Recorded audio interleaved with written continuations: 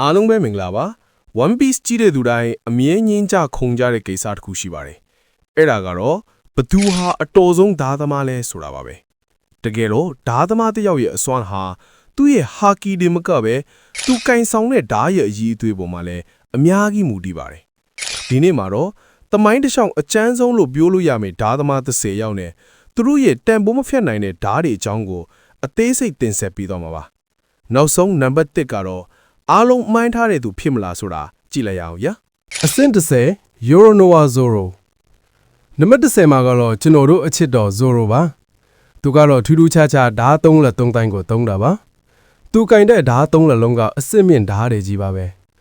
ဝါရိုအီချီမွန်ဂျီကတော့သူ့ရဲ့ငယ်ချင်းကိုအီနာစီကရခဲ့တဲ့ဓာတ်ဖြစ်ပြီး Zoro ရဲ့အမျက်နှိုးဆုံးဓာတ်ပါစန်တိုင်ကီတက်ဆူကတော့လိုခတ်တောင်းမှရခဲ့တဲ့တတိယမျိုးဆက်ကျိန်စာတင်ဓာတ်ပေါ့အန်မာကတော့အိုဒန်စီကရတဲ့ဓာတ်ဖြစ်ပြီးကင်ဆောင်သူရဲ့ဟာတီကိုစုပ်ယူပြီးအဖြတ်စွမ်းအားအကြီးကြီးထုတ်ပေးနိုင်တာပါဝါနိုကျွတ်မှာကင်းကိုအနံယူလိုက်တာကဇိုရိုဟာကွန်ကွာရာဟာကီကိုဓာတ်မှပေါင်းဆက်သုံးနိုင်တဲ့ကမ္ဘာအဆင့်ဓာတ်သမားဖြစ်သွားပြီဆိုတာသက်သေပြလိုက်တာပါပဲအဆင့်9ဖူဂျီတိုရာနောက်တစ်ယောက်ကတော့မျက်စိမမြင်ပေမဲ့ Admiral အဆင့်ထိရောက်နေတဲ့ဖူဂျီတိုရာပါ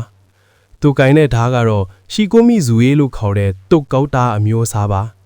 ဒီဓာတ်ကတော့ကမ္ဘာအဆင့်မြင့်ဆုံးဓာတ်စနလက်ထက်ကဒလက်ပါသူ့ရဲ့ဂျက်ဆွဲစွမ်းအားကိုဒီဓာတ်ကနေတဆင့်ထုတ်လွှတ်တာဖြစ်လို့တကယ်ကိုအစွမ်းထောက်ပါတယ်သူဟာကမ္ဘာကြီးရဲ့စိုးရုံမှုတွေကိုမမြင်ချင်လို့သူ့မျက်လုံးကိုသူ့ကိုယ်တိုင်ကန်းအောင်လုပ်ခဲ့တာပါမျက်စိမမြင်တာကသူ့အတွက်ပြဿနာမဟုတ်ပါဘူးသူ့ရဲ့ observation haki ကအကောင်းဆုံးတွေထဲကတစ်ခုဖြစ်နေလို့ပါအဆင့်8 Saint Ethan Baron V Najuro ဂရိုဆေးအဖိုက်ဝဲနူဂျူရိုကတော့အခုနောက်ပိုင်းအပိုင်းတွေမှာမှတကယ်အစွမ်းကိုပြလာတာပါသူကင်တဲ့ဓာတ်ကတော့ရှိုတိုင်ကီတက်စုထိဖို့ရာခိုင်နှုန်းတော်တော်များများပါတယ်ဒါဟာကမ္ဘာအဆင့်မြင့်ဆုံးဓာတ်12လက်ထဲကတစ်လက်ဖြစ်ပြီးကီတက်စုမျိုးနွယ်တွေမှာအစွမ်းထက်ဆုံးနဲ့ကျိန်းစာအပြင်းဆုံးဓာတ်ပါပါစီဖစ်စတာတွေကိုတခဏအတွင်းမှာအေးခဲသွားအောင်ခုတ်ပိုင်းပြခဲ့တဲ့သူ့ရဲ့အမြန်နှုန်းကလိုက်တောင်မကြည့်နိုင်လောက်အောင်ပါပဲ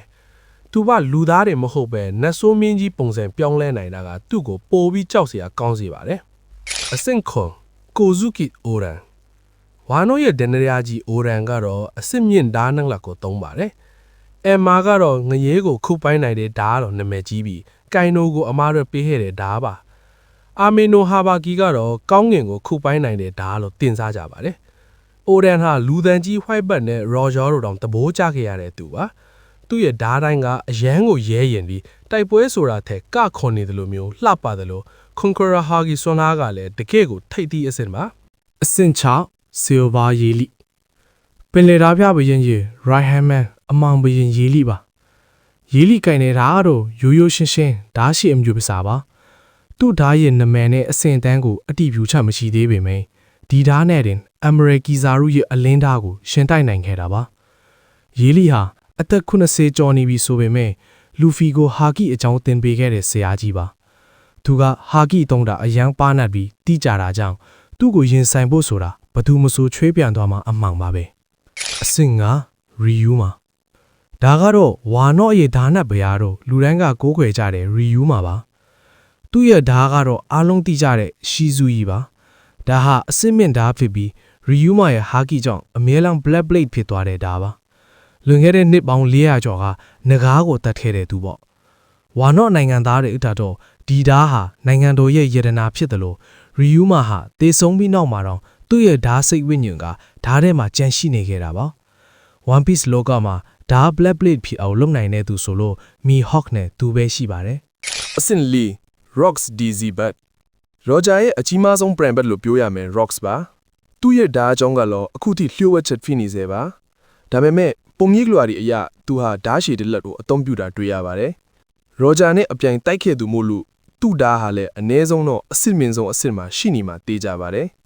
ကိုင်ဒို Big Man တို့လိုယူတွေကိုတောင်သူ့အောက်မှာထားနိုင်ခဲ့တာကြည့်ရင်သူ့ရဲ့ power ကဘယ်လောက်ရှိမလဲခံမှန်းကြည့်လို့ရပါတယ်အဆင့်3 Go D Roger ပင်လယ်တပြဘရင် Roger ကိုင်တဲ့ဓာက Ace ပါဒါဟာကမ္ဘာအဆင့်မြင့်ဆုံးဓာ12လက်ထဲကတစ်လက်ပါရောဂျာဟာသူ့ရဲ့ဓာကိုဘယ်လောက်ချစ်တယ်လဲဆိုရင်သူ့ရဲ့သားဖြစ်သူကိုတောင်ဓာနမေအတိုင်း Ace လို့အမည်ပေးခဲ့တာပါသူကတော့ဒီဘက် fruit ဆွန်အားမှမရှိပဲဓ ဓာတ်လက်နဲ့ကွန်ကွာရာဟာကီကိုပဲအာကိုပြီးကဘာကြီးကိုတိမ့်ပိုက်ခဲ့တာပါသူ့ရဲ့တိုက်ကွက်ဖြစ်တဲ့ Divine Departure ကအိုရန်ကိုတောင်တစ်ချက်ထဲနဲ့လွင့်ထွက်သွားစေခဲ့ပါတယ် အစစ်နှစ်ရှန့်အခုခေတ်ရဲ့အတန်မားဆုံးထဲကတယောက်ဖြစ်တဲ့ရှန့်ပါရှန့်ရဲ့ဓာတ်နာမည်ကတော့ Griffon လို့ခေါ်ပါတယ်ဒီဓာတ်နဲ့တင် White Bat ရဲ့အေယာမဓာတ်ကြီးကိုလက်တစ်ဖက်ထဲနဲ့တားနိုင်ခဲ့တာပါသူ့ရဲ့ Conqueror Haki ကတော့လက်ရှိမှာအကျန်းဆုံးလို့ပြောလို့ရပြီးခစ်တို့လိုလူမျိုးကိုဓာတ်တစ်ချက်ထဲနဲ့အပြက်ရှင်ခဲ့တာအားလုံးအသိပါပဲမီဟော့နဲ့လည်းအရင်ကအမြဲတမ်းဓာတ်ချင်းရှင်တိုက်ခဲ့ဘူးတဲ့ပြိုင်ပွဲကောင်းနေပါအဆင့်1ကတော့ Dracu မီဟော့နဲ့သူ့ရဲ့ဓာတ်နဲ့ကြီးရိုးရိုးပါပဲဒါဟာကမ္ဘာအစစ်မြင့်ဆုံးဓာတ်ဆန်းလက်ထဲမှာအစွမ်းထက်ဆုံးလို့ယူဆရတဲ့ဓာတ်ထီပြီးကမ္ဘာမှာအကောင်းဆုံးဓာတ်နဲ့အထစ်သတ်မှတ်ခံထားပါပဲမီဟော့ဟာတခြားပင်လယ်ဓာတ်ပြည့်တွေလိုအဖွဲ့အစည်းကြီးတွေမဖွဲ့ပါဘူးဓာတ်တစ်လက်လွှေတစ်စင်းနဲ့ပင်လယ်ကိုတယောက်တည်းဖြတ်တန်းနေတာပါ